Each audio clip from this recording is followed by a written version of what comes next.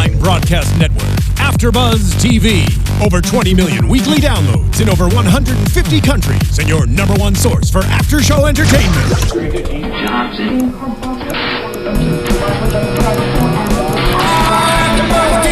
AFTERBUZZ TV, the destination for TV superfans, producing aftershows for over 300 of your favorite TV shows, interviewing celebrities and showrunners, and bringing you behind-the-scenes exclusives. All thanks to E! Entertainment's Maria Menounos, producer Kevin Undergaro, and internet leader Akamai. Now, let the buzz begin! Here we go. That sounds nice. Isn't it, though? Yeah. Thank you all for joining us here at AfterBuzz TV's coverage of Modern Family, Season 7, Episode 8, Clean Out Your Junk Drawer.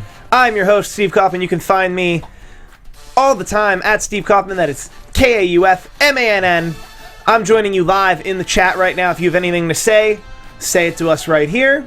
Please and if do. you're listening to us post-dated, please leave us a comment, like us, rate us, review, subscribe, all the things. You've heard it before. We love it. I am not alone. No, not at all. I am Adam Slandra, and I'm ready to have some fun. And you can find me for 24/7 fun at Adam Slandra on all the things you enjoy during your day. That sounds dirty. It That sounds really dirty. does. I was thinking during tonight's episode, actually, that there were a few things that I was like, oh, if I was I'm sure kids obviously watch the show. It's all innuendo. And it just got me thinking, like, as a kid, would I, like, the pogo stick things? I'm jumping ahead, but... No, but that's actually worth bringing up, because I'm on the Muppets After Show as well. Oh, and we have definitely there, yeah. And we have that discussion every week of, is this too adult for kids, and this and that? And I always compare it to this show. Yeah. Where the innuendo tonight was nothing new for this show. No, I just thought about it for the first time and thought, I mean, either they get it or they don't, I guess. Yeah, like, the cool thing about innuendo is it's usually over a kid's head. That's the great thing about it. Where it's just something the whole family can enjoy. I know, but I feel like the kids are tricky these days and they just know too much. Or it's just stuff that they'd know anyway. You're right. Like pogo sticks being a euphemism for penises. I think you're expending a lot of energy to try to hide that from your children. Definitely. I think kids probably know more innuendos for penises than they even know what a pogo stick is at this point in the generation. Fair enough. So I have not seen very many pogo sticks. Definitely not. Like in the public, though. No. Like that's it's not been a thing. minute. I think the crazy people who used to ride pogo sticks now have those weird My Segway things. Exactly what I was going to say. This is what I went to. Those things. Absolutely. Pogo sticks are way cheaper. Yeah. But what are you going to do? But until we get into the junk drawer, because junk drawer is pretty much the meaty topic. Yeah, definitely. We'll start off with Haley and Alex. Yes. Which we finally found out, because I think I said this last week, that I was pretty sure Alex was embarrassed by Ruben. She fooled you. Oh, yeah. Yeah. I thought Alex was embarrassed by Ruben. Yeah. And it turns out I was right on. I didn't know all the details, that she's Luke's friend. She's ashamed. She's ashamed. Definitely. I liked that they had these two. I think I see this every week, but I'm loving how they're incorporating Alex, because they didn't like keep her home. They sent her off to college. Yeah. And I really like the sisterly bond that they're giving these two this season. It's great. Fun to watch. And I like that they had the same problem. Those two never have the same problem usually, so that was fun to see how they kind of work together too. That is typically rare to have the exact, for the two of them to run. Especially, they're so different. But just the idea at its core is I'm with someone I shouldn't be with. Right. Alex's is a simpler fix. Right. Where like shouldn't takes a different, shouldn't because he's in high school and just not good for me and like doesn't challenge me in any way. There's no future in our relationship. Right. And then in Haley's case, it's just not good. He's engaged. Yeah. I'm being a terrible person. And there's love there, I feel, as opposed to Haley's. They're in love. It's Alex. That's sad. No, I think Haley and Andy are in love. Definitely. And nope, he's engaged. It's not working out. When do we see this blow up happening? Well, they got to leave you something hanging at the season finale, which obviously we're far from. Yes. So it really depends if they're going to stretch it, but it's been every week, so I don't know. They can only stretch it so long. Well, I think they left it hanging last season that we have to get. True. There has to be have another a forward cliffhanger. Like it's either going to fade to like he's engaged, yeah, but sleeping with Haley, they're either just gonna play that out and then play with other stuff leading into next season's, or leading into the spring finale, the season finale, or realistically, they're gonna have that wedding episode. I was gonna say, if this was a big juicy soap, and he runs away with her, we're having a wedding for sure, and it's all gonna go down then. This is. TV is all one big juicy soap. Definitely. I don't think you understand. And that's why I'm here. I mean, like, I love that stuff. But yeah, definitely wedding. Now that we're talking about it, definitely big wedding. Big wedding. It's gonna be juicy. We'll be here. We will talk it out with you when the time comes. About the I forget the woman. The woman. Handy. Well, the other one. Well, I forget the woman Oh, Beth. Is it Beth? Beth Andy. We'll be here for hashtag Beth Andy. Exactly. The impending doomed nuptials, no doubt. Yes. We'll be here for it. Mr. Flame in the chat. Hello. Thank you for saying Flame. Hi. Do we think we're going to see Alex with someone who actually challenges her? Or do we think she's just going to focus on her bookwork? She's going to focus on her schoolwork. Normally I would say focus, but if she's distracted by a high school guy she doesn't really like, obviously, her head's in a different place. I think it'd be cool to see her with, I mean, it's never fun to see someone where it all just works out and everything's perfect.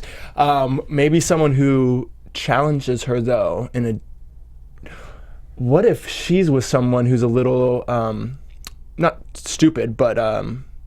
carefree? Yes. Carefree. Yeah. Like, obviously, if this person's at that school with her, he's not an idiot by any stretch, True. but there's book smarts and then there's just, like, street smarts or regular smarts. Yes, and I know a lot of people who, because college is more based on your all-around intelligence and your all-around ability to work everything you can to get the grade, because that's what life is closer to. Right. So I could see her finding a character that's already there, because I went to high school with a lot of people who were just already there. Yeah. Who are already like 100%.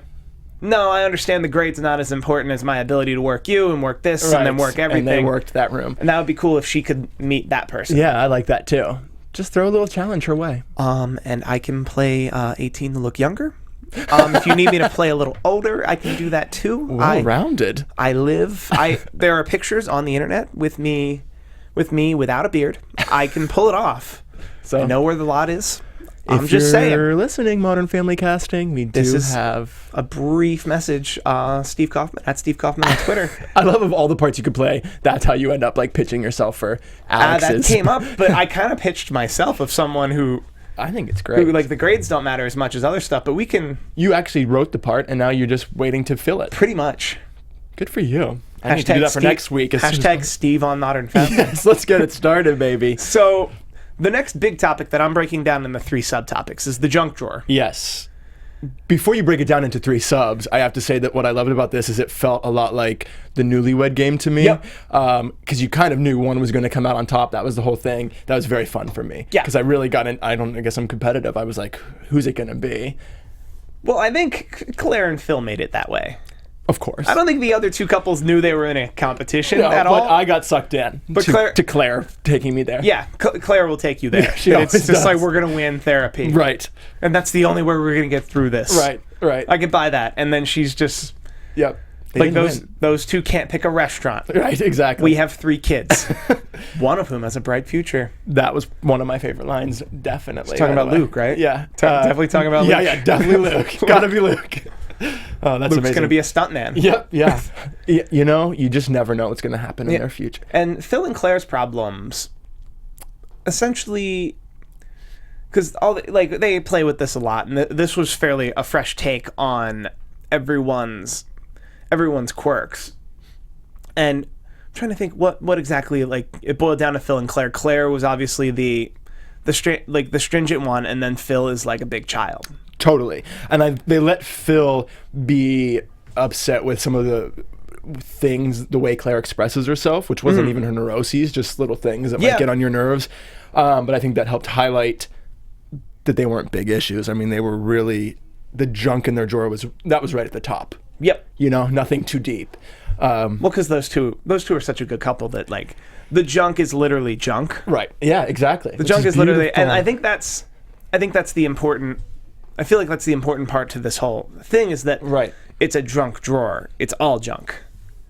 I mean, depending on your ability to deal with things and feelings, you could just dump out the drawer. For sure. Because it's all junk. Right. Or if there was something that wasn't junk, it probably wasn't stuffed in there. It's out in other ways. Yep. It's like, it's too big to be stuffed in anyway.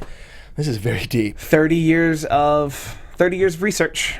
Crammed into one simplistic book so you can get on to Ellen. Love it. I forgot to mention that. Opening with Catherine O'Hara was one of the best things that could have happened to me watching. I love her. I was thrilled by that. It was one of those things that I was like, she hasn't been on this show, has she? Yeah, I mean, here she is. Good for her. Yep, love it. Good for love everybody. It. We're going to have a great time we all here. win, exactly. She's here. Yep, she always. Maybe love Mrs. her. Doubtfire's here. We can only hope. I mean, cleaning stuff up. Yeah. We're going to jump straight to Cam and Mitch. Yes, great. Their problems, pretty straight up. Yep. And they do a good job of not mirroring Phil and Claire's. Yeah, but still too being much. junk. Yeah, still absolutely junk. And then we get to Jay and Gloria, which I love. Yeah. Because Jay and Gloria got the thing, claimed that she was bidding on another thing. Right. When really this was her ability to try to get Jay to feel his feelings. Mm-hmm. Which... It worked. It worked. Also, that's a big thing on TV right now. Feeling. Hashtag feel your feelings. Oh. There's 2 weeks ago on Crazy Ex-Girlfriend that was... Oh, just started last night. I'll be there soon. You'll be there. Catching up. Hashtag feel your feelings. Great. That's a perfect message for everyone that TV didn't tell me when I was a kid. Yeah. So I didn't feel my feelings now. Stuffing them in so deep, like, and now we're supposed to like, bring them out. Like we were like Jay, where it was just like you really keep them inside, Right. keep them inside, keep them inside, and then that doesn't make for a healthy person. No, doesn't work So, out. As we're learning. Yeah, any book that explains that, Jay would think the author's a genius. Right. Not to discount this doctor. No, never. But he was reading that book at the end to Joe. To asleep people, but Right, to himself. to himself. That's it. But I liked seeing Jay. I cry over everything, and I if I was alone, I would have teared up at Jay's thing at the end. I thought he did a great job. He took me there. Oh, his monologue tonight was, is it the Golden Globes or the Emmys where you get nominated for one episode? I think it's the Emmys. I don't know which is which. Pretty sure that's the Emmys where you get nominated for one episode. This would probably be his episode this season. I agree. Oh, definitely. Yeah. Where he gets to just truly monologue, and you could tell that was personal. That wasn't just... Okay, I'll cry right now if we keep talking Sorry. about it. No, just kidding. I mean, I'm not kidding, but let's keep talking about it. But because he's someone of that age, that's definitely... Right, like we're joking that we're not supposed to feel, but definitely that at that age, you are not. As a man, no. Oh, yeah. So I like that.